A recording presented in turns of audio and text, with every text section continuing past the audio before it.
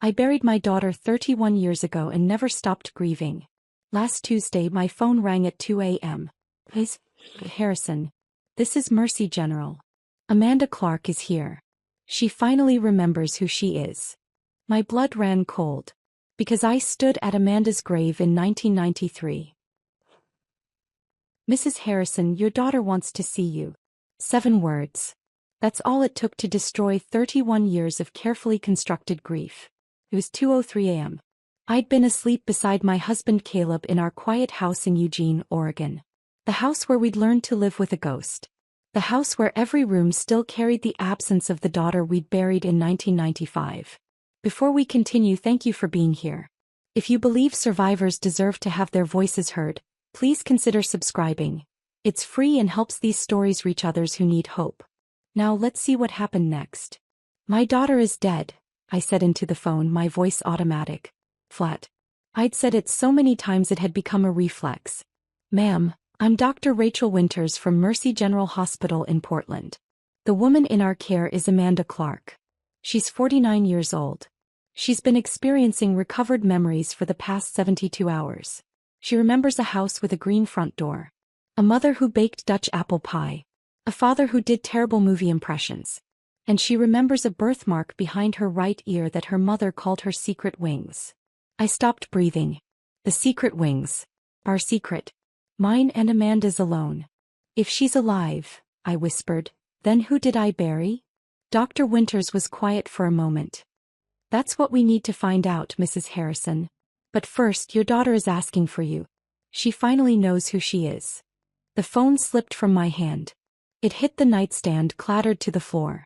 Caleb was sitting up now, his face pale in the dim light from the alarm clock, staring at me with an expression I couldn't read. Brittany. His voice was careful. Afraid. Who was that? I couldn't answer. My mouth opened but no sound came out. My entire body had gone numb, like my brain had shut down everything except the most essential functions. Breathe in. Breathe out. Don't pass out. Caleb picked up the phone from the floor, pressed it to his ear. Hello. This is Caleb Harrison. Who is this? I watched him listen. Watched the color drain from his face. Watched his hands start to shake. We'll be there, he said finally, his voice hoarse. We're leaving now. He hung up. We sat there in the darkness, staring at each other. 38 years of marriage and I'd never seen him look like this. Lost. Terrified. Like the ground had just opened up beneath us. She said, Caleb's voice broke. She said Amanda's alive. I'm 60 years old now and for 31 of those years, I've been a mother with a ghost in her heart. Every November 8th, I visit the grave with the name Amanda Harrison carved into cold granite. Caleb still goes with me, though we've stopped talking much on those drives. What's left to say after 3 decades? Our son Jordan stopped coming years ago. He moved to Boston, built a life far from the town where his sister vanished. He calls on her birthday, voice tight and careful, like he's walking on glass. Like one wrong word will send me spiraling back into the person I became in 1993. We've learned to live around the wound the way you learn to walk with a limp. Our house in Eugene is quiet now, filled with routines we've perfected to avoid the empty spaces. I bake Dutch apple pie every Sunday, even though Amanda's not here to eat it. Caleb grades chemistry papers at the kitchen table, making the same terrible movie impressions that used to make her laugh. His Sean Connery is awful. His Clint Eastwood is worse. But he does them anyway and I smile anyway, and we pretend we're not performing these rituals for a daughter who's been dead for 31 years. We're functional. We're surviving.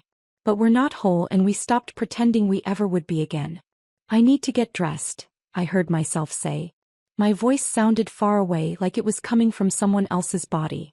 Portland is 3.5 hours. For if there's fog. Brittany.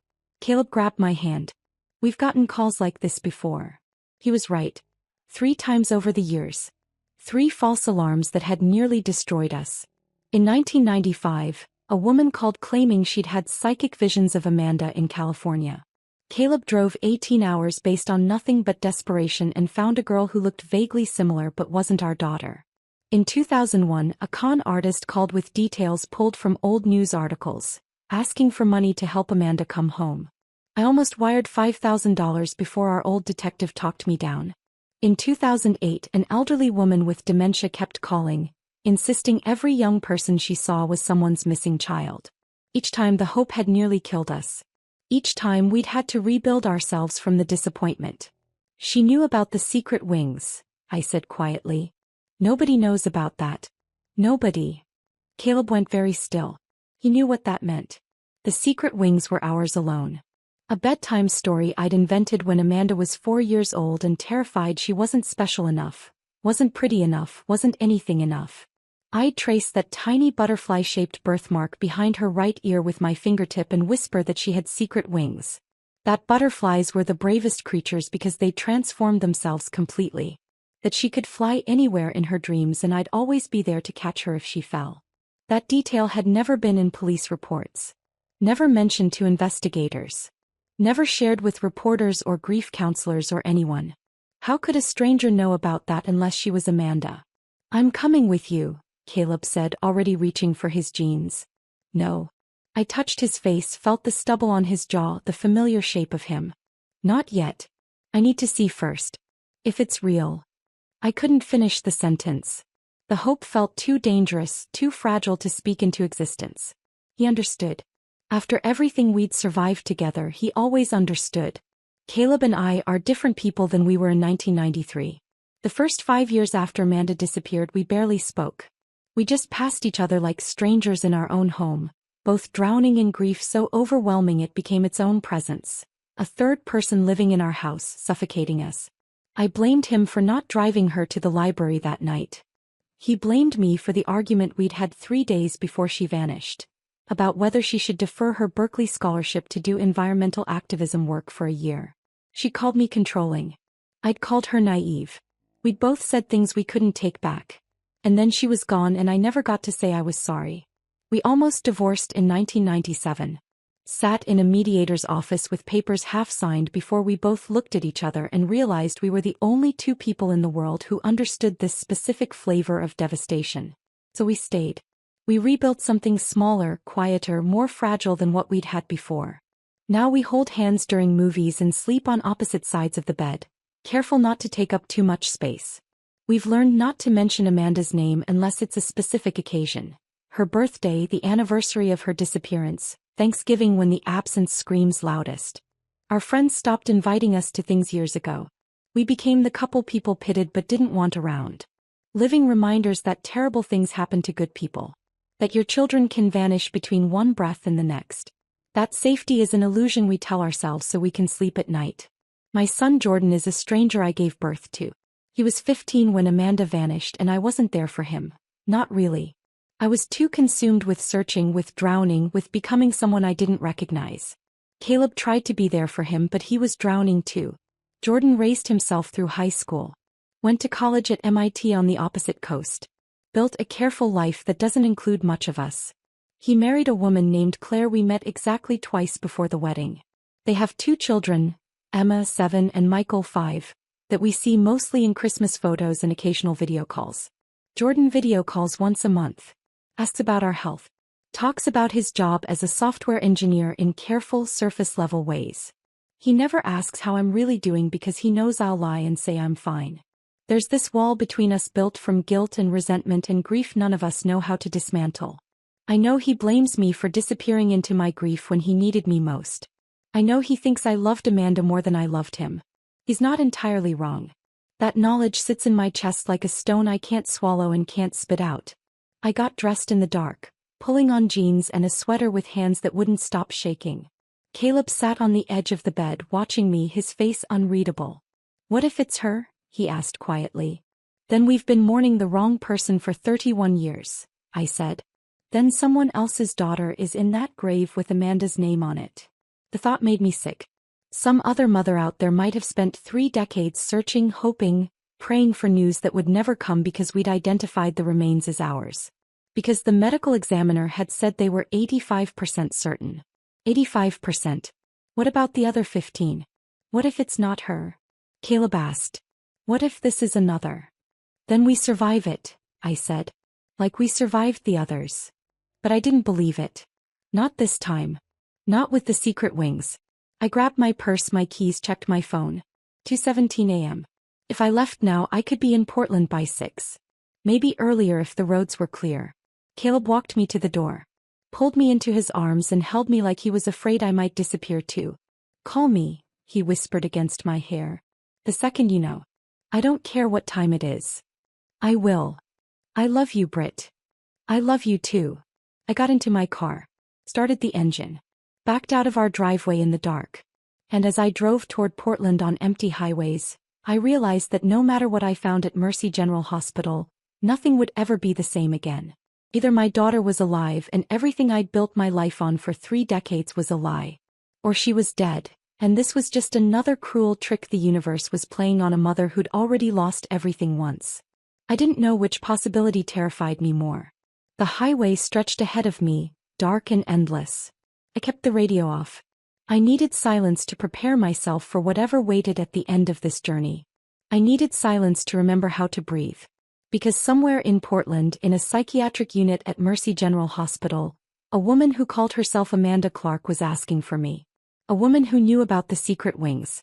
And I was about to find out if miracles were real. Or if hope was just another way to break. The highway was empty at 2:30 a.m. Just me and the broken white lines stretching endlessly ahead, swallowed by darkness the moment they passed under my headlights. I kept the radio off. Music felt obscene somehow, like celebrating at a funeral. The silence was suffocating, but I needed it. Needed the space to think, to remember, to prepare myself for whatever waited at the end of this 3.5-hour drive. My hands gripped the steering wheel so tightly my knuckles ached. November 8, 1993. That date lived in my bones. The last normal day before our lives split cleanly into before and after.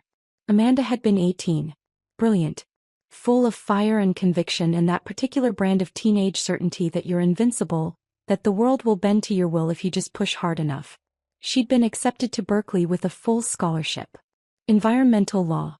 She was going to save the rainforests, stop climate change, make the world better through sheer force of will. But 3 days before she disappeared, we'd had a fight. A bad one. She'd wanted to defer her scholarship for a year. Said she needed to do real activism work first. Get field experience, understand the problems she'd be fighting against. There was some group organizing protests against illegal logging operations and she wanted to join them. I'd been terrified. Terrified she'd throw away her future, her education, her scholarship. Terrified she'd get hurt or arrested or derailed from the path that would give her the tools to actually make a difference. I'd called her naive. Told her she didn't understand how the real world worked. She called me controlling. Said I didn't believe in her. We'd both said things we couldn't take back. Things that still echoed in my head 31 years later. The night she disappeared, she'd told us she was going to study at the library. A group project, she'd said. She'd be home by 10. We found out later, too late, that she'd lied. She'd gone to meet someone from an early internet bulletin board. Someone who claimed to be organizing an environmental protest. Someone who'd said all the right things to an 18-year-old girl desperate to change the world. The detective who worked her case tracked down a witness. A librarian who'd been locking up that night. She'd seen Amanda getting into a white van near the downtown library at 9:47 p.m. After that, nothing. Like she'd been erased from existence. I'd never gotten to apologize for that fight. Never gotten to tell her I believed in her after all. Never gotten to say I was sorry for not trusting her to make her own choices. That guilt had lived in my chest for 31 years. A weight I carried everywhere. A semi-truck roared past me going the opposite direction, close enough that my car shook in the displaced air. I flinched, jerked the wheel slightly, corrected course. Focus. I needed to focus. This wasn't the first call we'd gotten claiming Amanda was alive. The first one came in March 1995, barely 4 months after she'd disappeared. A woman named Crystal something calling from a payphone in Sacramento. She'd had psychic visions of Amanda working at a diner somewhere in California. Caleb had gotten in the car that same day. Drove 18 hours straight based on nothing but desperation and a stranger's claim. He'd found a diner. Found a girl who was roughly the right age with dark hair like Amanda's. But it wasn't her. Not even close, really, once he looked at her properly. Just a girl who vaguely fit the description and a psychic who'd been hoping for reward money. He'd called me from a motel room in Sacramento and I'd heard him break down completely. Sobbing so hard he couldn't breathe.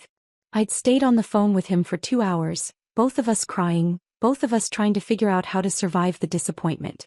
The second call came in 2001. A man, this time smooth-voiced, sympathetic. He'd said he'd seen Amanda, that she was living in Seattle, but she was scared to come home. Scared we'd be angry with her for disappearing. He could help facilitate a reunion, he said, but it would require some money. Travel cost. A safe place for her to stay. Just $5,000. I'd almost wired it. Had the bank account numbers written down, my hand on the phone, ready to call and authorize the transfer. Our old detective Tom Patterson had talked me down. Explained gently that this was a common scam, that con artists targeted families of missing persons because we were vulnerable, desperate, willing to believe anything. He'd been right. The phone number disconnected the next day. The man was never found. The third call came in 2008. An elderly woman named Margaret who kept calling from a care facility in Portland. She had dementia, her nurses explained apologetically. She thought every young woman she saw was someone's missing child. She'd call families from cold case files, insist she'd seen their loved ones, become agitated when they didn't immediately come retrieve them. Each time the hope had nearly destroyed us. Each time Caleb and I had to rebuild ourselves from the shattered pieces of disappointment. That's why I'd left him at home this time. Why I couldn't let him come with me. If this was another false alarm, another psychic, another con artist, another confused elderly woman, I needed to absorb the blow alone. Needed to be the one who shattered so he could stay whole.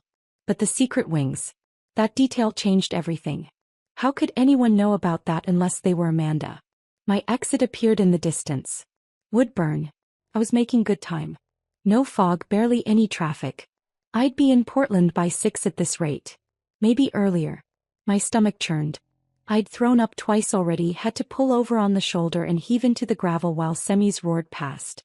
Because if Amanda was alive, then the remains we'd buried in December 1995 belonged to someone else. I could still remember that day with perfect clarity. The call from the detective. Hikers had found remains in the Cascade foothills.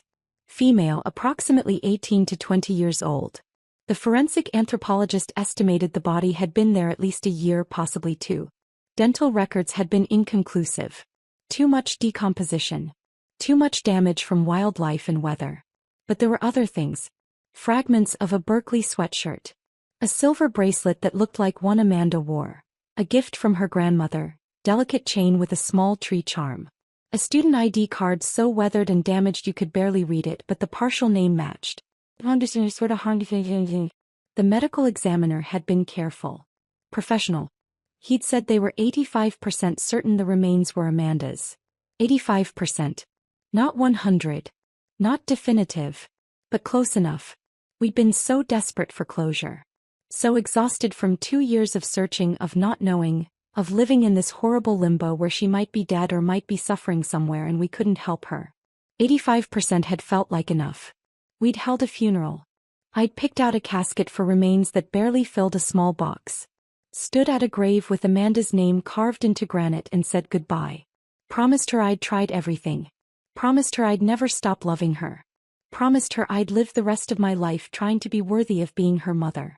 Now, driving through the darkness toward Portland, I realized we might have stolen another family's closure. Some other mother out there might have spent 31 years doing exactly what I'd done. Waiting. Hoping. Praying for news that would never come because we'd buried her daughter under the wrong name. The guilt of that possibility was crushing. I pulled over again at a rest stop outside Salem.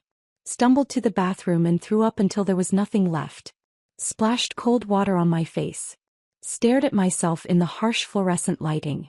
I looked old. 60 years old, and every single one of them written on my face. Lines around my eyes, around my mouth. Gray hair I'd stopped bothering to color years ago. The face of a woman who'd spent 3 decades learning how to survive grief. What would Amanda see when she looked at me? If it was really her. If this wasn't another cruel trick. Would she even recognize me? I got back in the car. Kept driving. The sky was starting to lighten as I reached the outskirts of Portland. That ugly gray color between night and morning, everything washed out and colorless. Mercy General Hospital loomed ahead. Massive. All concrete and glass and fluorescent lights visible even from blocks away. I found parking in a nearly empty garage. Sat in my car for 5 minutes trying to remember how to breathe. Then I forced myself to move. One foot in front of the other. Through the garage. Into the main building. The lobby was quiet. Security guard at the desk. A janitor mopping floors. A few exhausted-looking people scattered in chairs, waiting for news about their own emergencies. "Can I help you?" The woman at the information desk looked kind. Tired but kind. "I'm looking for Dr. Rachel Winters. She's expecting me. My name is Brittany Harrison." The woman made a phone call. Nodded. Hung up. "She'll be right down." I stood there, my legs shaking, my hands clenched into fists to stop them from trembling. 5 minutes that felt like hours. Then a door opened and a woman walked toward me. Early 40s, wire-rimmed glasses, dark hair pulled back in a neat bun. Professional clothes, slacks and a blouse under a white coat. The kind of face that had seen too much human suffering to be easily shocked. "Mrs. Harrison?" She extended her hand. "I'm Dr. Rachel Winters. Thank you for coming so quickly." Her handshake was firm. Steady. Everything I wasn't. "I understand this must be overwhelming," she said gently. "Would you like some coffee before we talk? There's a consultation room just down the hall where we can sit." "No." My voice came out harsher than I'd intended. "I'm sorry, I can't. I need you to tell me what you know. Please." She nodded. "Of course. Follow me." We walked through corridors that smelled like antiseptic and floor polish. Everything was too bright, too clean, too sterile. We entered a small consultation room with a table for chairs, and a window that looked out over the parking lot. Dr. Winters gestured for me to sit. I did, gripping the edge of the table to keep my hands from shaking. "The woman we're treating has been living under the name Amanda Clark for approximately 31 years, Dr. Winters began. Her voice was calm, measured. Clinical. She's been in Portland the entire time. Working various jobs. Waitressing, retail, house cleaning. She's experienced homelessness intermittently. Multiple stays at shelters. She has no memory of a life before the name Amanda Clark. Until 4 days ago." "What happened 4 days ago?" I whispered. "She was walking through Pioneer Square. There was a street artist doing portraits from photographs. He sometimes works with a nonprofit that highlights cold cases. Missing persons from the 80s and 90s. One of the photographs he was working from was your daughter's image. Part of a Still Missing Awareness campaign." Dr. Winters paused. Pulled out a tablet. Opened a photo and turned it toward me. "When the woman we're treating saw this photograph, she had what we call a complete dissociative break. She collapsed right there in the square. Paramedics brought her here. She's been in our care for 72 hours. I stared at the photo on the tablet. Not the old missing person poster. A new photo. Recent. Taken here in the hospital. The woman was 49 years old. Her hair was cut short, dyed an unnatural dark brown that didn't suit her complexion. Her face was lined. Weathered. Marked by decades of hardship I couldn't begin to imagine. She was too thin. Cheekbones sharp. Eyes carrying shadows that spoke of things no one should have to survive. But the bone structure. The shape of her face. The way she held her mouth, even in this clinical hospital photo. "Oh God," I whispered. I saw Amanda looking back at me through 31 years of survival. "She's been having recovered memories," Dr. Winters continued, her voice pulling me back from the photograph. "Fragments at first. A house with a green front door. A mother who made Dutch apple pie every Sunday. A father who taught high school chemistry and did terrible impressions of movie characters to make her laugh. A little brother who collected baseball cards." My hand flew to my mouth. The green door. Our house in Eugene had a green front door. We'd painted it that color in 1991 because Amanda had insisted green was a lucky color. The Dutch apple pie. Every Sunday without fail for 18 years. Caleb's impressions. His awful Sean Connery, his worst Clint Eastwood, the way Amanda would laugh so hard she'd cry. Jordan's baseball cards. He'd kept them in a shoebox under his bed, organized by year and team, protective sleeves for his favorites. "There's more," Dr. Winters said gently. "She remembers a dog named Copernicus. A scar on her left ankle from falling off a skateboard when she was 12. A favorite teacher named Mr. Patterson who encouraged her to apply to Berkeley. She remembers the last argument she had with you, about whether she should defer college for a year to do environmental activism work." I couldn't breathe. Couldn't speak. Every detail was correct. Every single one. I need to see her, I whispered. Please. Dr. Winters stood. Follow me. But Mrs. Harrison, she paused at the door. I need to prepare you. The woman you're about to see has lived through significant trauma. She's not the girl you lost. She may never fully be that girl again. The integration process between who she was and who she's been forced to become will take years. Possibly her entire lifetime. I nodded, not trusting my voice. We walked through corridors that felt endless. Past rooms with closed doors hiding other people's private battles. Past nurses' stations with charts and monitors and the quiet beeping of machines. Past waiting areas with uncomfortable chairs and outdated magazines. Dr. Winters talked as we walked, but I barely heard her.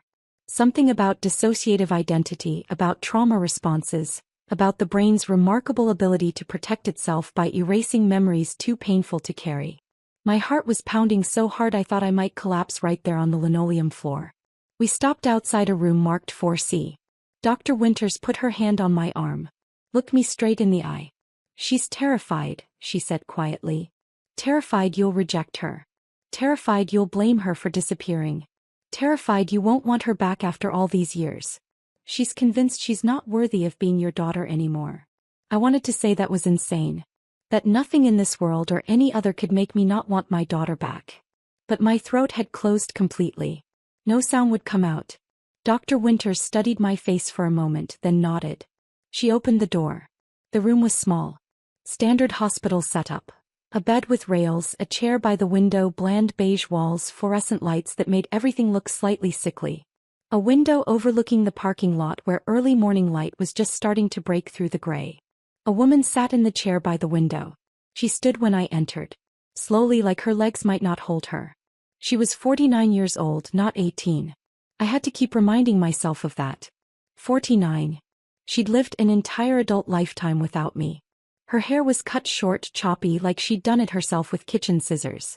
Dyed an unnatural dark brown that didn't suit her complexion, growing out at the roots to show gray underneath.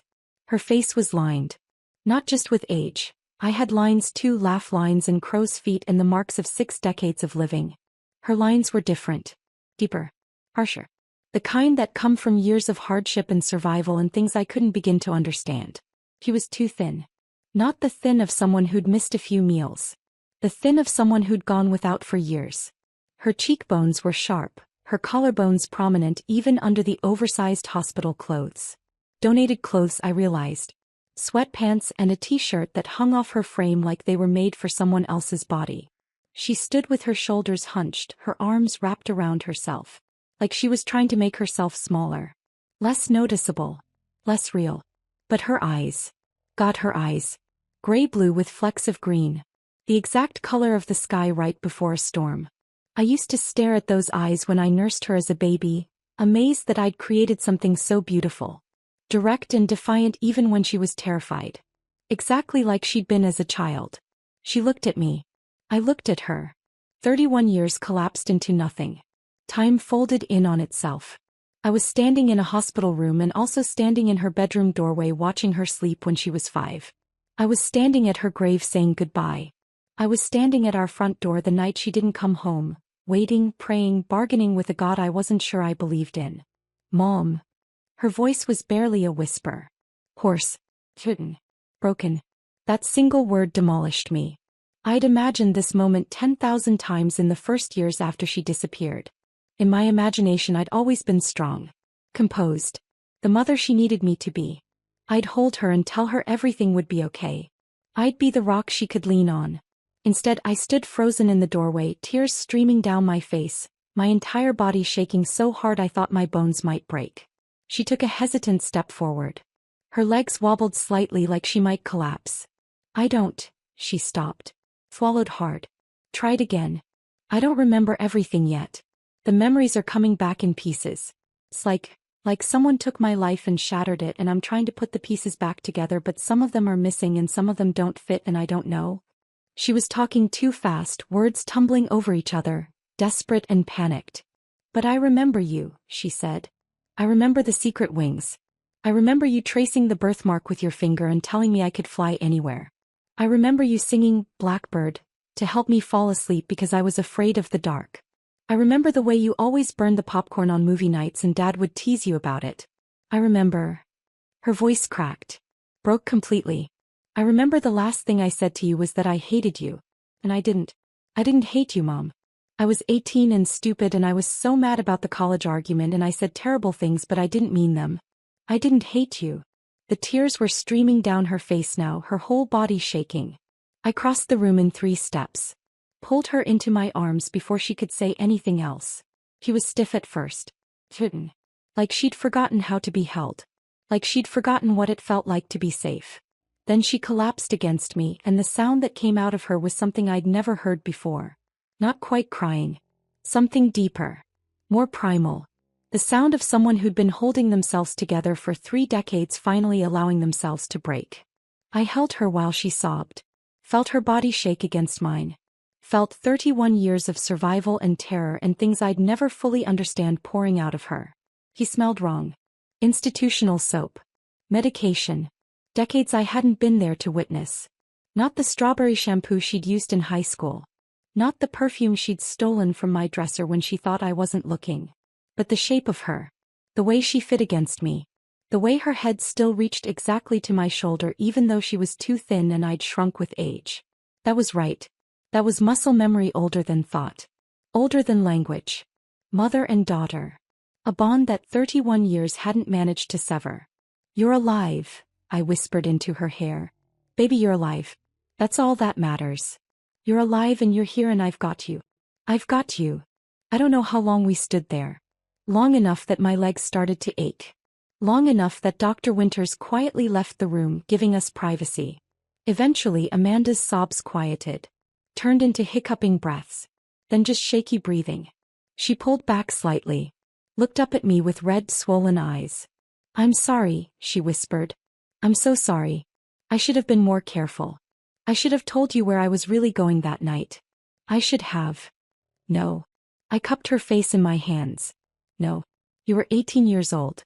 You didn't do anything wrong. Do you hear me? None of this is your fault. Fresh tears spilled down her cheeks. I did terrible things to survive. Things I can't take back. Things that make me not sure I deserve. Stop. My voice was fierce. Firmer than I'd intended. There is nothing you could have done that would make me stop loving you. Nothing. You survived. That's what matters. You survived and you're here and we're going to figure everything else out together. She stared at me like she didn't quite believe it. Like she was waiting for me to change my mind. To reject her. Come sit, I said gently. Please. I'm 60 years old and my legs are about to give out. A ghost of a smile flickered across her face. So brief I almost missed it. We sat. Her in the hospital chair. Me on the edge of the bed. Close enough that our knees were almost touching. I reached for her hand. She let me take it. Our fingers laced together and I held on tight. Tight enough that our knuckles went white. Tight enough that it almost hurt. Neither of us let go. Tell me, I said softly. Tell me what you remember.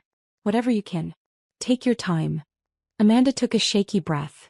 Stared down at our joined hands. And slowly, haltingly, with long pauses where she had to collect herself, she began to tell me what she remembered. Not everything. The memories were still fragmented, still coming back in jagged pieces that didn't always connect properly. But enough. Enough to understand that my daughter hadn't died on November 8, 1993. She'd been taken. She'd been erased. She'd been turned into someone else entirely. And somehow, impossibly, against odds I couldn't begin to calculate, she'd survived. Amanda's voice was hollow as she began to speak. Like she was reading words written by someone else. November 8, 1993, she said. I remember that date now. I'd forgotten it for so long but it's back. Every detail. I squeezed her hand. Waited. I'd been talking to someone online. On a bulletin board. We didn't have social media back then, not like now. Just these message boards where people posted about different topics. I was on one about environmental activism. She paused. Took a shaky breath. His name was Marcus. At least that's what he called himself. He said he was organizing protests against illegal logging operations in the Cascades. He talked about direct action, about making a real difference, about how young people like me were the only ones brave enough to actually do something instead of just talking about it. Her voice cracked slightly on the last words. He said there was a group meeting at a coffee shop downtown. Independent coffee house near the library. Said I should come meet everyone, see if it was something I wanted to be part of. I told you I was going to study at the library. I lied. I know, I whispered. The detective told us later. It's okay. It's not okay.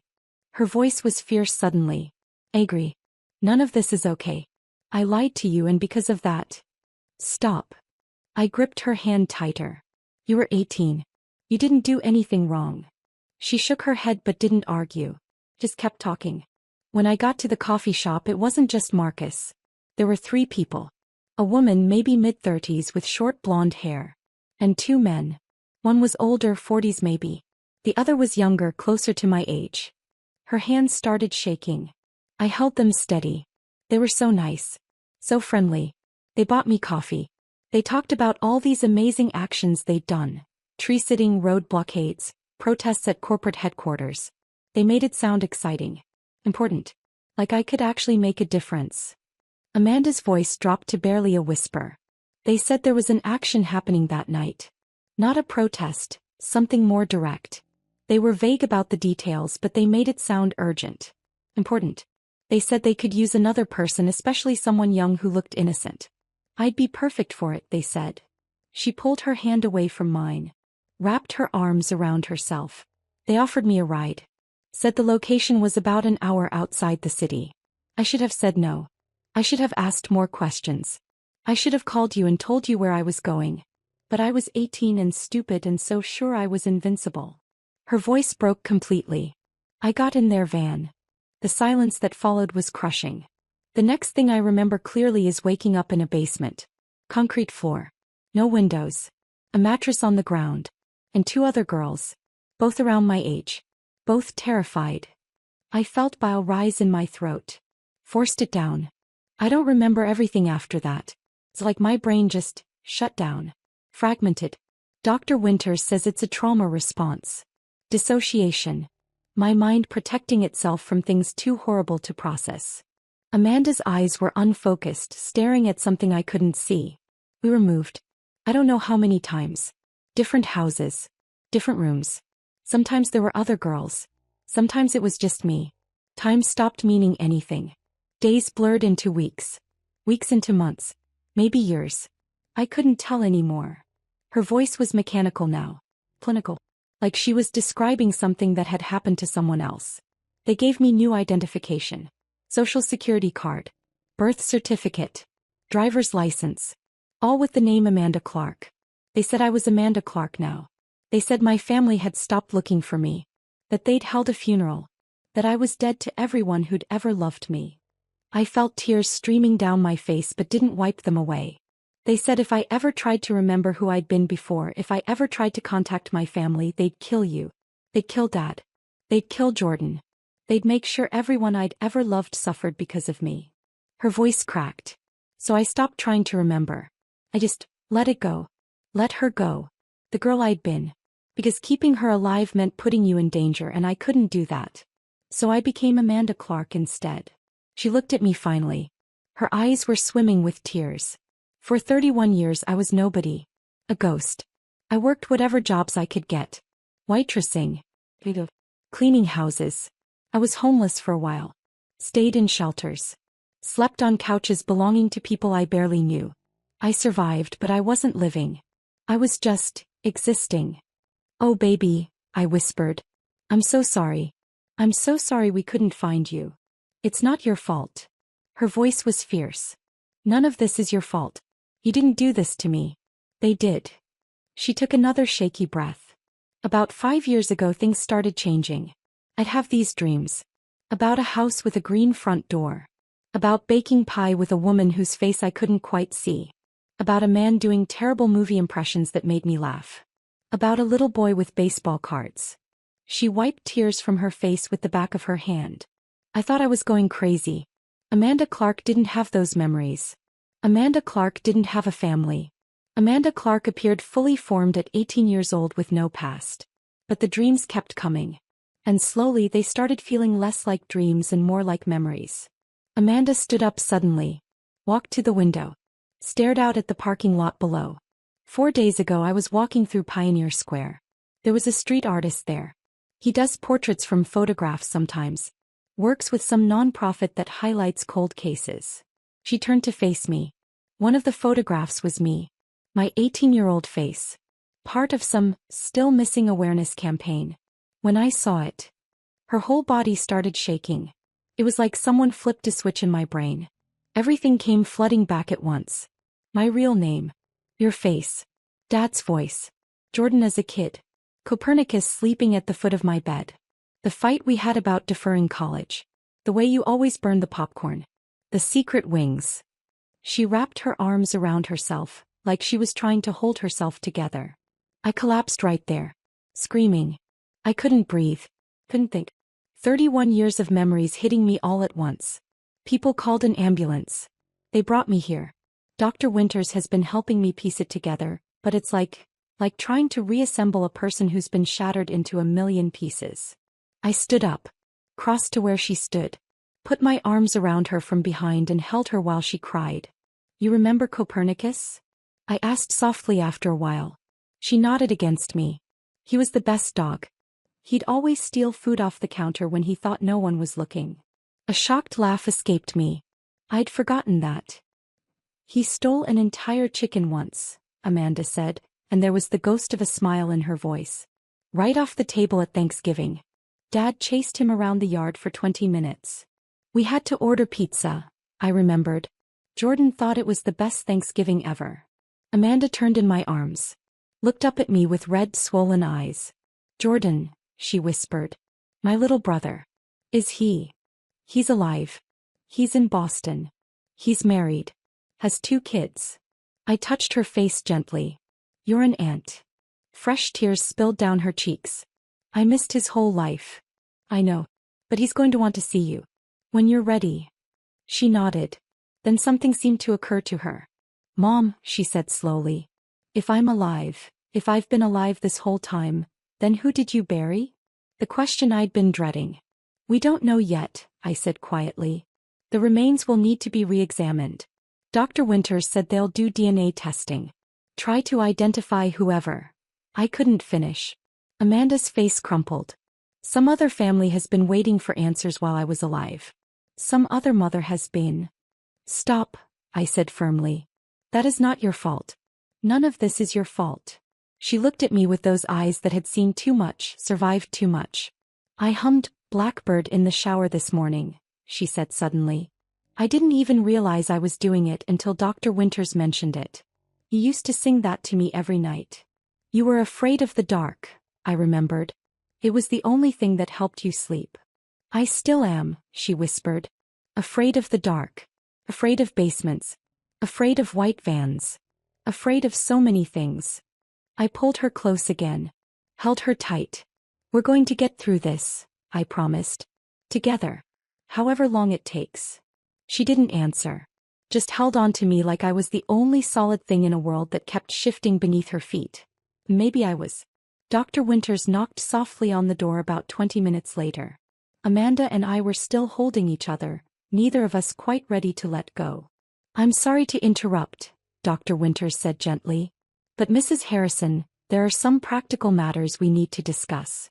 And Amanda needs to rest. She's been awake for over 30 hours. I looked at my daughter. Her eyes were red and swollen, her face pale with exhaustion. She looked like she might collapse at any moment. I'll be right outside, I promised her. I'm not going anywhere. Amanda's grip on my hand tightened. You promise? I promise. She let go slowly like she was afraid I'd disappear if she blinked. I followed Dr. Winters into the hallway, my legs unsteady. The fluorescent lights felt too bright after the dim hospital room. Everything felt surreal, like I was moving through a dream. I need to call my husband, I said. And my son. They need to know. Of course. There's a consultation room down the hall where you'll have privacy. Take all the time you need. My hands were shaking so badly I could barely unlock my phone.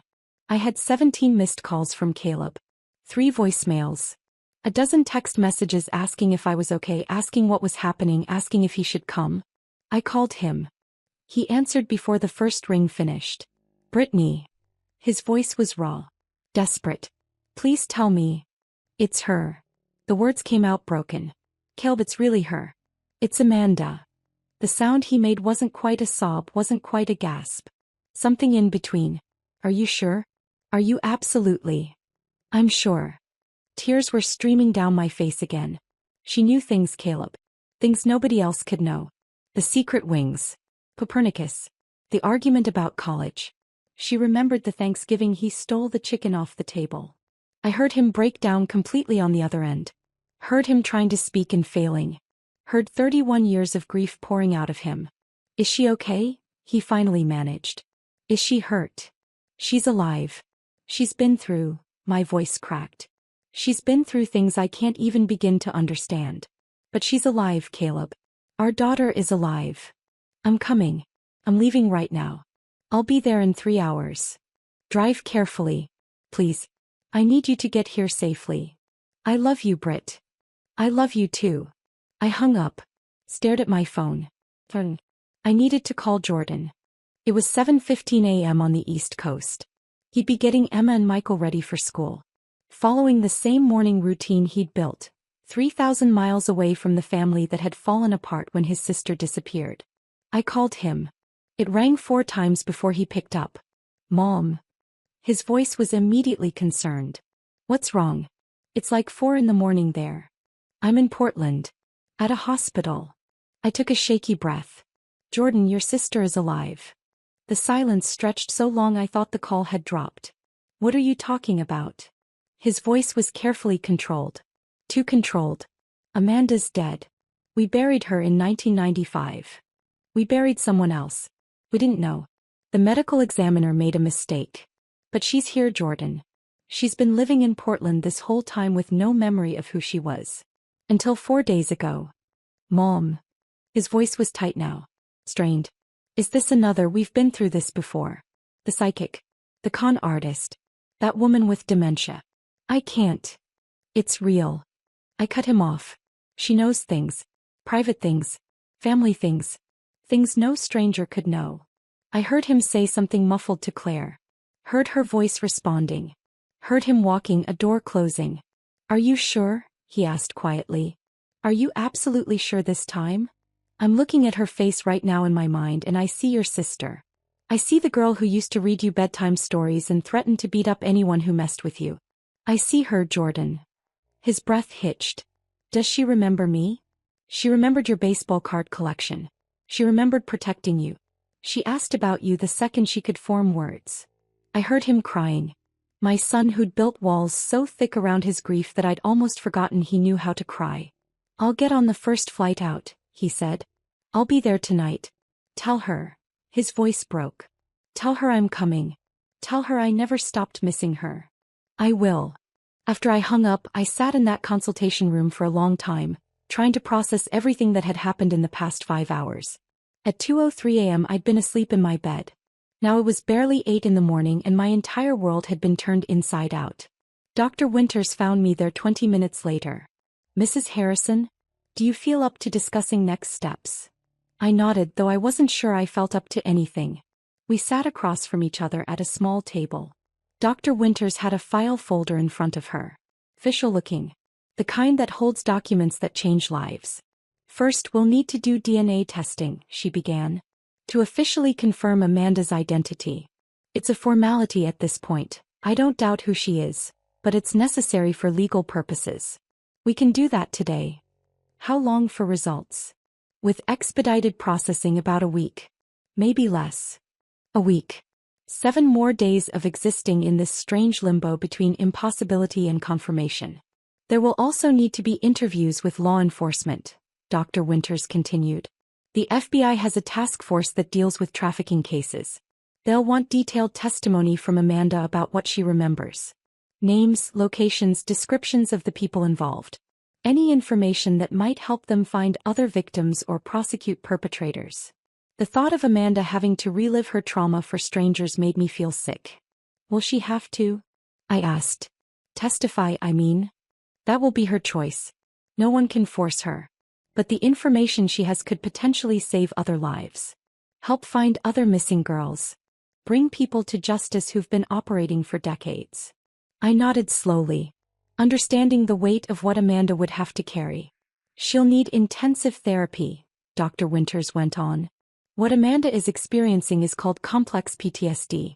She's lived through sustained, repeated trauma that fundamentally reshaped her identity. For 31 years she's been someone else entirely. The process of integrating those two identities, Amanda Clark and your daughter, will take years. Possibly her entire lifetime. What does that mean? I asked. Integration. It means learning to hold both truths simultaneously.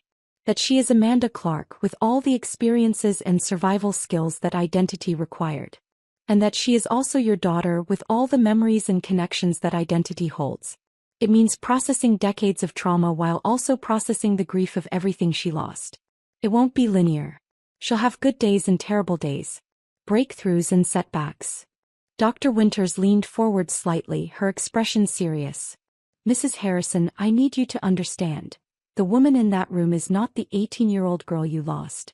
She's a 49-year-old woman who's survived things most people can't imagine. She's been shaped by experiences you weren't there to witness or protect her from. Expecting her to simply become who she was before isn't realistic or fair. I know, I said quietly. I don't expect that. I just want her to have a chance to heal. To build whatever life she can from here. Dr. Winters nodded. There's one more thing we need to discuss. The remains you buried in 1995. My stomach dropped. If Amanda is your daughter, then someone else's child is in that grave. The remains will need to be exhumed and re-examined. We'll do DNA testing, try to identify who they actually belong to. For 31 years I'd visited that grave. Brought flowers on Amanda's birthday.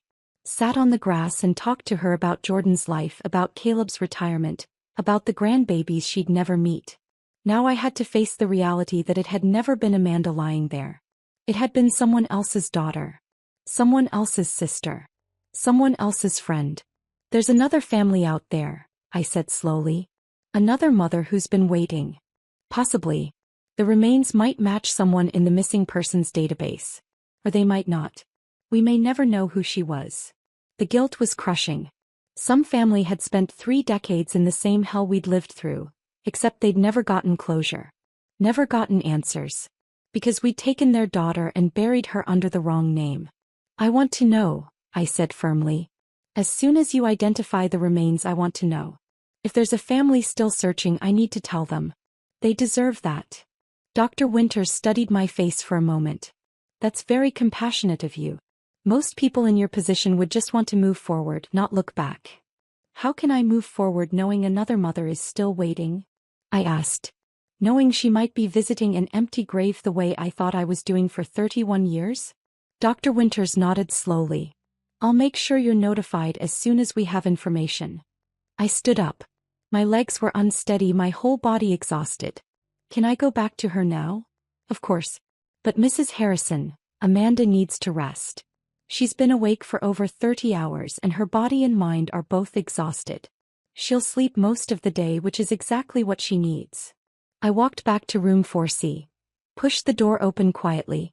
Amanda was lying in the hospital bed now, her eyes already closing. A nurse was adjusting her checking her vital signs. I sat down in the chair by the window. The same chair she'd been sitting in when I first walked in. Mom. Amanda's voice was drowsy. You're still here. I'm still here. I'm not going anywhere. Promise. I promise, baby. I'll be right here when you wake up. Her eyes closed. Within minutes, her breathing evened out into sleep. I sat there watching her. My daughter. Alive. Here.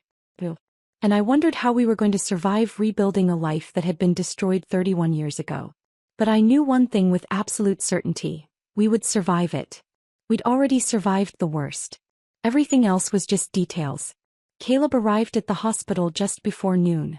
I was sitting in the chair by Amanda's bed watching her sleep when I heard his footsteps in the hallway.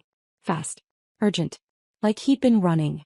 I stepped out to meet him before he could burst into the room and wake her. He looked terrible. His hair was uncombed, his shirt wrinkled, his eyes red-rimmed and wild. He'd aged a decade in the 6 hours since my phone call. Britt. He grabbed my arms. Is it real? Please tell me it's real. It's real. I pulled him into a hug, felt him shaking against me. She's in there. She's asleep, but she's real. She's alive. The sound that came out of him was something between a sob and a gasp. He held on to me like I was the only thing keeping him upright. I need to see her, he whispered. I know. But Caleb, listen to me first. I pulled back, looked him in the eye. She's not 18 anymore. She's 49. She's lived through things we can't imagine. She looks different. Sounds different. She's not the girl we lost. He nodded, but I wasn't sure he'd really heard me. I opened the door to room 4C quietly. Amanda was still sleeping, curled on her side, one hand tucked under her cheek like she used to do as a child. Caleb stood in the doorway, frozen. I watched him take her in. The short, badly dyed hair. The lines on her face. The way she looked too thin even under the hospital blankets. The way 31 years had marked her in ways they hadn't marked us. Amanda. His voice cracked on her name. She stirred. Opened her eyes. Saw him standing there. For a moment neither of them moved. Then recognition flickered across her face. Dad. That single word broke him. Caleb crossed the room in 3 strides and pulled her into his arms. Amanda made a sound, half sob, half gasp, and clung to him like she was drowning and he was the only thing keeping her afloat. I'm sorry, she kept saying. I'm so sorry. I'm so sorry. Stop, Caleb said fiercely. You have nothing to be sorry for. Nothing. I stood in the doorway watching my husband hold our daughter for the first time in 31 years, and for the first time since that 2 a.m. phone call, I let myself believe this might actually be real. That first day set the pattern for the next 12. Every morning, Caleb and I would make the drive from Eugene to Portland. 3.5 hours there, 3.5 hours back. We'd spend the middle of the day with Amanda, then drive home exhausted, only to wake up and do it again the next morning. Some days were good. On day 2, Amanda remembered our old cat, Winston. Remembered how he'd knock things off counters just to watch them fall. She laughed when she remembered it. A real laugh, not the hollow, broken sound she'd been making. The sound made me cry. On day 4, she remembered family trips to Cannon Beach. Building sandcastles with Jordan. The time a wave knocked her over and she came up sputtering and laughing. Caleb teaching her to skip stones. Me warning her not to go too far into the water. You were always so worried, Amanda said. About everything. You'd pack 3 extra jackets just in case. I was trying to keep you safe, I said. Her smile faded. You couldn't keep me safe from everything. On day 5, she remembered Christmas mornings. How Jordan would wake everyone up at 5 a.m. too excited to wait. How we'd make hot chocolate and open presents in our pajamas. How Caleb would always pretend he hadn't gotten me anything, then pull out something he'd been hiding for weeks. Each memory was a small victory. Another piece of herself she was reclaiming from the decades of erasure. But other days were terrible. On day 6, Amanda had a panic attack so severe they had to sedate her. She'd been fine one moment talking about her favorite teacher in high school, and then suddenly she was hyperventilating, screaming that she couldn't breathe, that the room was closing in on her. We tried to help, but the nurses had ushered us out while they dealt with it. Caleb and I sat in the hallway listening to our daughter scream, and there was nothing we could do. On day 8 she had a dissociative episode. We'd been talking about Thanksgiving traditions when suddenly Amanda's eyes went blank. Completely empty. Like no one was home. Amanda. I'd said. Baby, can you hear me? Nothing. She stared straight through me like I wasn't there. Dr. Winters had explained later that it was a trauma response. When the memories became too overwhelming, Amanda's brain would essentially shut down. Disconnect from reality. It was a survival mechanism, but it was terrifying to witness. On day 9, Amanda refused to see us at all. When we arrived, the nurse said she'd had a bad night and didn't want visitors. We'd sat in the waiting room for 4 hours, hoping she'd change her mind. She never did. I'd cried the entire drive home. But we kept coming back. Every single day. Slowly, gradually, Amanda became more present. More herself. Whoever that self was now. Jordan arrived on day 3. I met him in the lobby. He looked exhausted. He'd taken a red-eye from Boston, hadn't slept. His wife Claire had stayed home with the kids, but she'd sent messages. Tell her we love her. Tell her we can't wait to meet her. Is she? Jordan started, then stopped. What should I expect? I don't know, I said honestly. She's different every day. Sometimes she's okay. Sometimes she's not. Just be patient with her. And with yourself. We walked to room 4C together. I knocked softly before entering. Amanda was sitting up in bed, picking at her breakfast tray without actually eating anything. She looked up when we entered and I saw her freeze when she saw Jordan. "Hey," Jordan said. His voice was carefully neutral. Controlled. "Hi." Amanda's voice was small. "Jordan." They stared at each other across the room. Jordan was 34 now. A grown man with a wife and kids and a successful career. The last time Amanda had seen him he'd been 15. A kid in braces who collected baseball cards and hero-worshipped his big sister. "You got tall," Amanda said finally. A surprised laugh escaped Jordan. "Yeah. You missed that." "I missed a lot of things." The silence stretched. Uncomfortable. Heavy with everything that couldn't be said. "I was 15 when you disappeared," Jordan said finally. 15. I needed my sister and you were gone. And then I needed my parents and they were gone too. Lost in searching for you. I raced myself, Amanda. I got myself through high school. Applied to colleges on my own. Learned to be an adult with no help from anyone. His voice was tight. Controlled. But I could hear the anger underneath. Amanda's eyes filled with tears. "I'm sorry. I know it's not your fault," Jordan continued. "I know you didn't choose this. But I'm angry anyway. I'm so angry. And I don't know what to do with it." "You can be angry," Amanda whispered. "You have every right to be angry." "I don't want to be angry." Jordan's voice cracked. "I want my sister back. But I don't know if that's possible. Because the sister I remember was 18 years old. And you're 49, Amanda finished.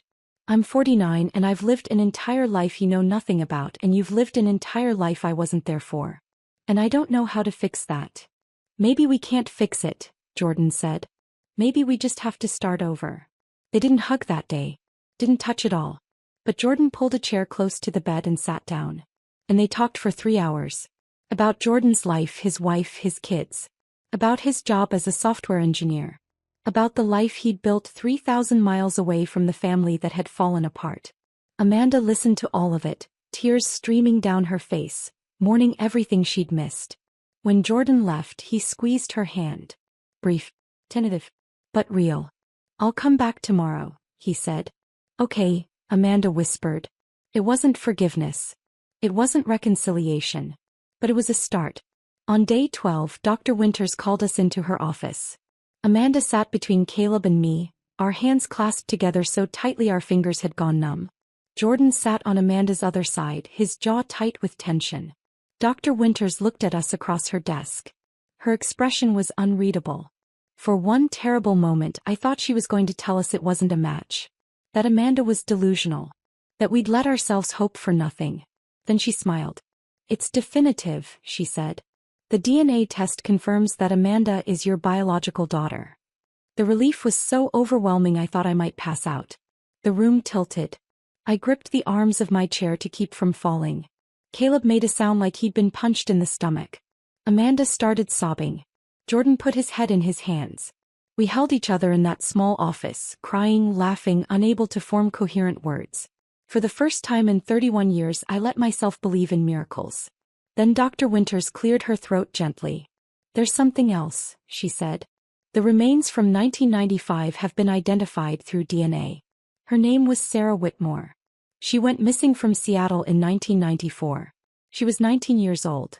Her family has been notified." The joy drained out of me like water through a sieve. Sarah Whitmore. Someone else's daughter. Someone else's sister. For 31 years I'd visited that grave. Mourned at that headstone. Talked to someone who was never Amanda. And somewhere Sarah Whitmore's mother had been waiting. Hoping. Never knowing her daughter was dead because we'd buried her under the wrong name. "I need their contact information," I said. My voice sounded distant. Hollow. Dr. Winters hesitated. "Mrs. Harrison, perhaps you should take some time." "No," I said firmly. "I need to speak with them. They deserve to know what happened. They deserve an apology." "Brittany, you don't have to," Caleb started. "Yes, I do." I looked at him. "How would you feel if our situations were reversed? If Sarah's family had buried Amanda by mistake and we'd spent 31 years waiting for answers that never came. He didn't have a response to that. Dr. Winters wrote down a phone number on a piece of paper. Slid it across the desk to me. Her mother's name is Margaret Whitmore, she said quietly. Please be gentle with yourself, Mrs. Harrison. This situation isn't your fault. But as I stared at that phone number, all I could think was, another mother had lost 31 years because of a mistake. And I needed to look her in the eye and tell her I was sorry. I called Margaret Whitmore 3 days after getting her number. I'd been carrying that piece of paper in my pocket, the numbers written in Dr. Winters' careful handwriting, unable to bring myself to dial. Finally, on a Thursday afternoon, I sat in my car in the hospital parking lot and made the call. She answered on the second ring. Hello. Her voice was tired, worn down by decades of waiting. Mrs. Whitmore? My name is Brittany Harrison. Dr. Winters gave me your number. My voice broke. I'm the woman who buried your daughter by mistake. The silence on the other end was so long I thought she'd hung up. I know who you are, she said finally. Her voice was steady. Too steady. The FBI told me what happened. I'm so sorry, I said. I know that's not enough. I know nothing I say will ever be enough. But I need you to know we thought it was our daughter. We weren't trying to. I don't blame you. Her words surprised me. You did what any parent would do with the information you had. The medical examiner made the determination. You were just trying to find closure. I was crying now, tears streaming down my face. You spent 31 years not knowing. 31 years waiting. Because we took your daughter and buried her under the wrong name. And now I know, Margaret said quietly. Now I can bring Sarah home. Give her a proper burial with her real name. At least now I don't have to wonder anymore if she ran away because she was mad at me. If she's out there somewhere choosing not to come home. Her voice cracked on the last words. For 31 years I thought she left because of me, Margaret continued. Because we'd fought about her boyfriend. Because I'd said terrible things. I thought she was alive somewhere, hating me. At least now I know she didn't choose to leave. We cried together on that call. Two mothers connected by tragedy and mistaken identity and the terrible luck of having daughters who disappeared in the same era. How is she? Margaret asked after a while. Your daughter. Amanda. She's alive, I said. She's healing. It's going to take a long time, but she's here. At least one of us got our daughter back, Margaret said. There was no bitterness in her voice. Just exhaustion. At least one of us did. We talked for another 20 minutes. I promised to keep her updated on the exhumation process, on the transfer of Sarah's remains. She promised to let me know about the funeral. Will you come? She asked. To Sarah's burial. I know it's a lot to ask, but I'll be there, I said. I owe her that much. 6 weeks after that 2 a.m. phone call, Amanda was released from Mercy General. Caleb and I had assumed she'd come home with us to Eugene. We'd prepared her old room, bought new sheets, hung curtains in the color she used to like. We wanted to take care of her, wanted to keep her close after 3 decades of absence. But Dr. Winters and Amanda's trauma therapist both said that would be a mistake. She needs to build her own life, Dr. Winters explained gently. Not try to slip back into the one she had at 18. That girl doesn't exist anymore. Amanda needs to figure out who she is now, and she can't do that living in the house where she grew up, surrounded by memories of who she used to be. So we helped her find an apartment instead. It was small, a 1-bedroom on the 2nd floor of an older building in Northeast Portland. The rent was reasonable, the neighborhood was safe, and it was close to her therapy team and the trauma center where she'd be continuing treatment. The apartment was empty when we first saw it. Worn hardwood floors, white walls that needed fresh paint, a kitchen barely big enough for a small table. But it had good light. Big windows that looked out over a tree-lined street. I like it, Amanda said quietly. It feels safe. We spent the next week furnishing it. Caleb and I bought her everything.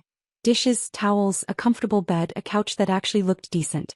I hung curtains while Caleb assembled furniture, making the same terrible jokes he'd been making for 40 years.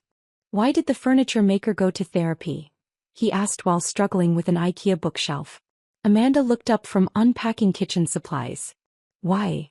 Because he had too many shelf issues. A small smile flickered across her face.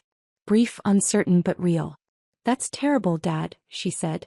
Your mother's been telling me that for decades, Caleb replied. Hasn't stopped me yet. Amanda laughed. A real laugh, not the hollow, broken sound she'd been making. The sound made me cry. But even in those good moments I could see how different she was. The Amanda I remembered had been loud. Opinionated. Full of fire and conviction. She'd argued politics at the dinner table, debated environmental policy with anyone who'd listen, filled every room with her presence. This Amanda was quiet. She apologized constantly, for asking for help, for taking up space, for existing. I'm sorry, could you maybe, I don't mean to be difficult, but could we move the couch a little to the left? If it's not too much trouble. I'm sorry. You don't have to apologize, I'd tell her. This is your apartment. You get to decide where everything goes. She'd nod, but 10 minutes later she'd be apologizing again. She had panic attacks triggered by things I couldn't predict. White vans passing on the street. The smell of a certain brand of coffee. Basements. Locked doors. Men's voices raised in anger, even if the anger had nothing to do with her. She couldn't sleep without medication. Even with it, she rarely got more than 4 hours a night. She couldn't be in crowds. We tried taking her to the grocery store once, and she'd lasted 10 minutes before the walls started closing in and she had to leave. But she was also stronger than I'd ever been. She'd survived 3 decades of hell and come out the other side still capable of hope. Still capable of love. Still capable of looking forward instead of only backward. I had to learn to love this version of my daughter. Not mourn the version I'd lost. That was harder than it sounded. Jordan came back to Portland 3 more times in the first 3 months. Each visit was slightly less tense than the last. On his 3rd visit he brought Claire and the kids. Emma was 7, all energy and questions. Michael was 5, shy and serious. They had no idea their aunt had supposedly been dead their entire lives. Jordan and Claire had told them Aunt Amanda lived far away and they hadn't been able to visit before. Simple. Age appropriate. Amanda cried when she met them. Emma was cautious at first, hiding behind her father's legs. But Amanda sat on the floor, made herself smaller, less threatening, and asked Emma about her favorite things. I like butterflies, Emma said. And purple. And my friend Sophia. I like butterflies too, Amanda said softly. I have a birthmark shaped like a butterfly. Want to see? Emma nodded. Amanda showed her the tiny mark behind her ear, and Emma touched it gently with one finger. That's so cool, Emma breathed. Amanda looked up at Jordan with tears streaming down her face. She has my eyes. Jordan nodded. Yeah. She does. Michael warmed up more slowly, but by the end of the visit he was showing Amanda his Pokémon cards and explaining in great detail which ones were rare. After the kids went to explore Amanda's small balcony, Jordan sat down next to his sister on the couch. Claire thinks I should talk to a therapist, he said. About all of this. The anger I'm carrying. That's probably a good idea, Amanda said. I'm trying, Jordan said. To not be angry at you. I know it's not your fault. I know you didn't choose any of this. You can be angry, Amanda told him. You have every right. I missed your whole life. Your high school graduation. Your wedding. The birth of your kids. I wasn't there for any of it. And I missed yours, Jordan said. 31 years of your life that I know nothing about. We're strangers who happen to share DNA and some childhood memories. Maybe we can start over, Amanda suggested. Not try to pick up where we left off because that's impossible. But maybe we can build something new. Jordan was quiet for a long moment. I'd like that. They started talking on the phone weekly after that. Awkward conversations at first, full of long pauses and careful topics. But gradually they got easier. Jordan told her about his work, his kids, his life in Boston. Amanda told him about her therapy, her struggles, her small victories. They couldn't fix 3 decades of loss. But they were building something. Something that might eventually feel like family again. For months after coming home, Amanda told us she'd made a decision. We were having lunch at her apartment. Sandwiches from a deli down the street, eaten at her small kitchen table. The FBI contacted me, she said. They want me to testify. About what I remember. The people involved. The locations. Anything that might help them find other victims or prosecute the people who are still alive. My stomach dropped. Amanda, you don't have to. I know I don't have to, she interrupted. Her voice was steady, determined. But I want to. Your therapist said testifying could set back your progress, I said. That it could be re-traumatizing. She also said it could be empowering, Amanda replied. That taking my story and using it to help other people could be part of my healing. Other girls are still out there, Amanda continued. Girls like I was. Lost. Trapped in lives they didn't choose. If my testimony can help find them, help save them, then I have to do it. Caleb reached across the table and took her hand. Are you sure? No, Amanda admitted. I'm terrified. But I'm doing it anyway. I have to take what happened to me and turn it into something that matters. Otherwise they win. The people who tried to erase me, they win. I tried to talk her out of it. Tried to protect her from more pain. But Caleb put his hand on mine and shook his head. This is her choice, he said quietly. She gets to decide how she heals. So 3 weeks later, I sat outside a closed FBI conference room while Amanda testified. 3 days of testimony. 8 hours each day. Reliving every detail of the worst years of her life. I waited in the hallway with Caleb. Paced. Drank terrible coffee from vending machines. Counted the tiles on the floor. When Amanda finally emerged on the 3rd day, she looked like she might collapse. I caught her before she fell, held her while she sobbed, supported her weight as we walked to the car. She didn't speak the entire drive home. Just stared out the window with hollow eyes. But 2 days later she called me. They found someone, she said. Her voice was shaky but determined. Because of what I told them. They found a woman who'd been missing for 8 years. She's going home to her family. Oh baby, I whispered. It was worth it, Amanda said. It was worth every second of reliving it if it means one more person gets to go home. And I realized that my daughter was braver than I'd ever been. She'd survived the unsurvivable.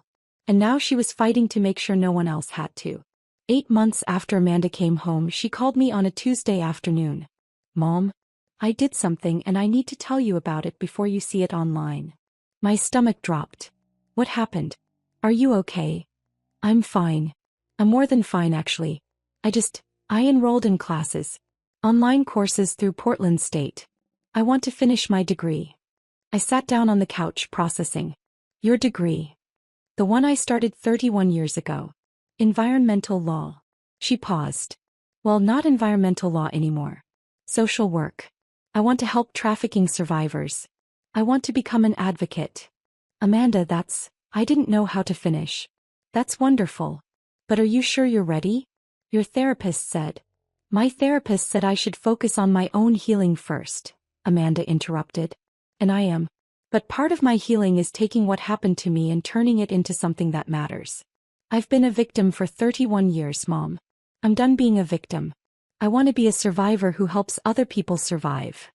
Her voice was steady, determined, more sure of herself than I'd heard since she'd come home. If this is what you want, I said carefully, then your father and I will support you. Thank you, she whispered. I need this. I need to feel like those 31 years weren't just wasted. Like they can mean something. She threw herself into her studies with an intensity that scared me sometimes. Late nights reading textbooks about trauma-informed care. Writing papers about systemic failures in victim services. Video calls with professors and classmates, her voice stronger each time. Caleb worried she was pushing herself too hard. I did too. But she was also thriving in a way I hadn't seen since she'd come home. 2 months after enrolling, Amanda started volunteering at a local nonprofit that worked with trafficking survivors. Just a few hours a week at first. Answering phones. Filing paperwork. Sitting in on support groups. Then they asked her to share her story at one of the groups. She called me the night before, terrified. What if I break down? What if I can't get through it? What if I make it worse for them instead of better? Then you break down, I said. And you let them see that it's okay to break down. That you can survive breaking down and still keep going. She did break down. He told me about it afterwards. She'd gotten through most of her story. The abduction, the years of erasure, the moment she saw her own face on that poster, and everything came flooding back. Then someone in the group had asked, how did you keep going all those years? And Amanda had fallen apart. But the other women in the group had surrounded her. Held her. Told her they understood. That they'd asked themselves the same question. That seeing her survive gave them hope they could survive too. I helped them, Amanda said, wonder in her voice. Just by being there. Just by surviving. I helped them. After that she spoke at more events. Awareness campaigns. Fundraisers. College classes studying human trafficking. Then a journalist from a national magazine contacted her. They were doing a piece on long-term trafficking survivors. Would Amanda be willing to share her story? He said yes. The essay was published in September. 31 Years Lost. One woman's journey from erasure to advocacy. It went viral within hours. Suddenly, people recognized Amanda on the street. Not as Amanda Clark, the broken homeless woman who'd spent decades invisible, but as Amanda Harrison, the survivor who'd come back from the dead. She got messages from other survivors. From families of missing persons. From people who'd never thought about trafficking before but were now paying attention. You're making a real difference, I told her. I'm trying, she said. I'm trying to make those 31 years mean something other than just pain. In October, she was asked to consult on a task force developing better protocols for helping trafficking survivors reintegrate into society. In November, she was accepted into a graduate program for social work. Full scholarship. She was building a life that mattered.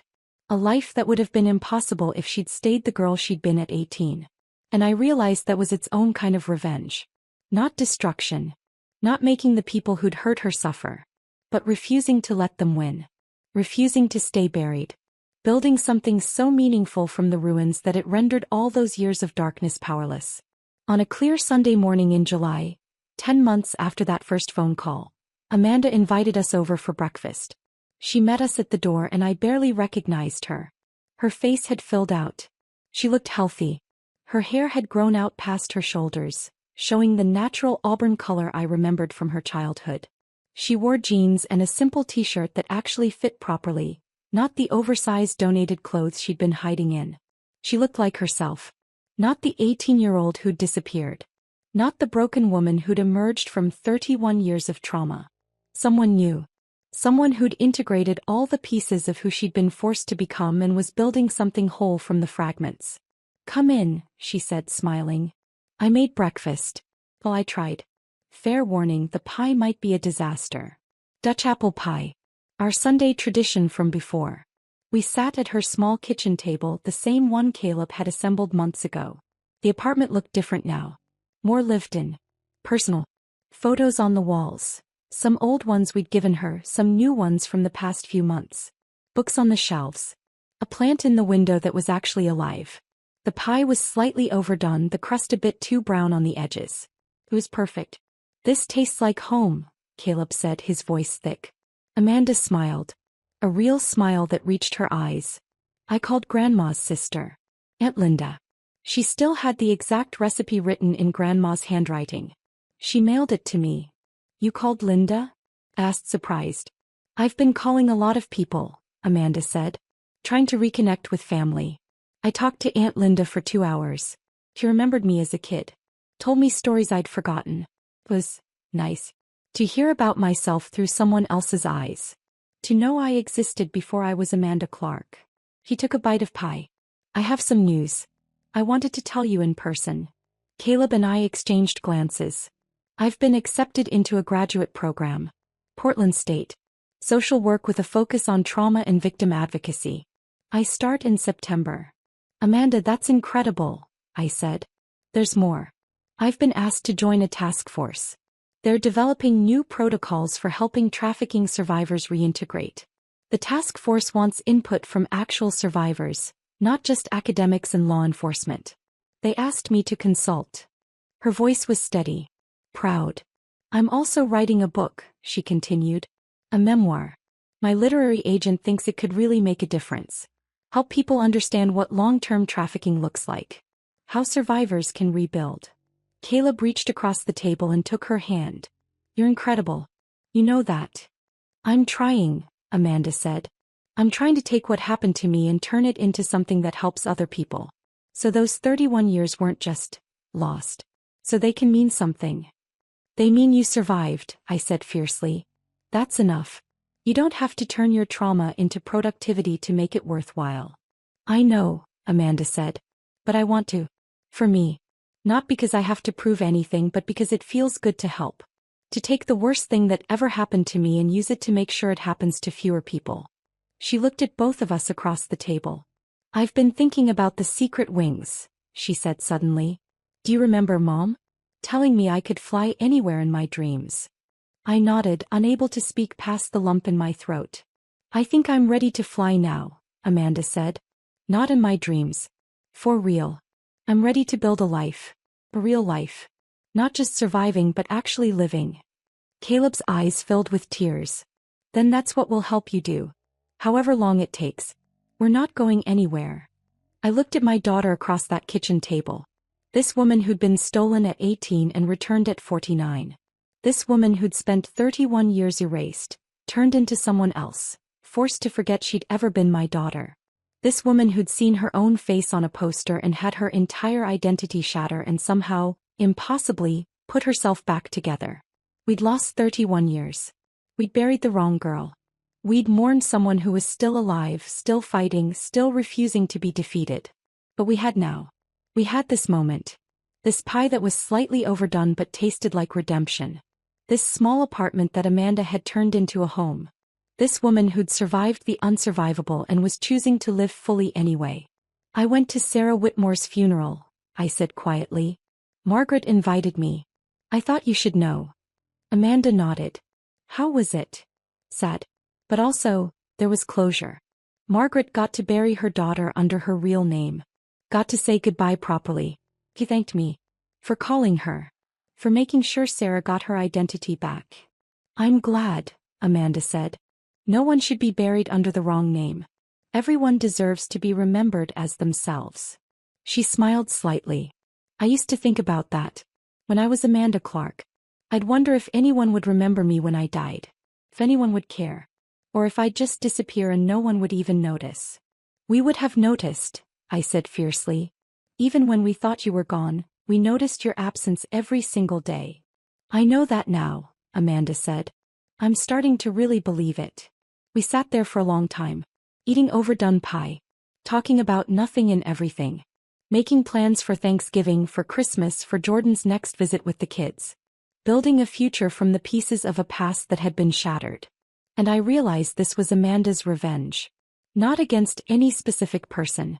Not destruction or violence or making anyone suffer. Her revenge was this. Surviving. Coming home. Refusing to stay buried. Building a life so full of meaning and purpose that it rendered 31 years of darkness powerless. They'd tried to erase her. They'd stolen her name, her identity, her entire life. But she'd come back. And she was flying. If this story of survival and resurrection had you on the edge of your seat, hit that like button right now.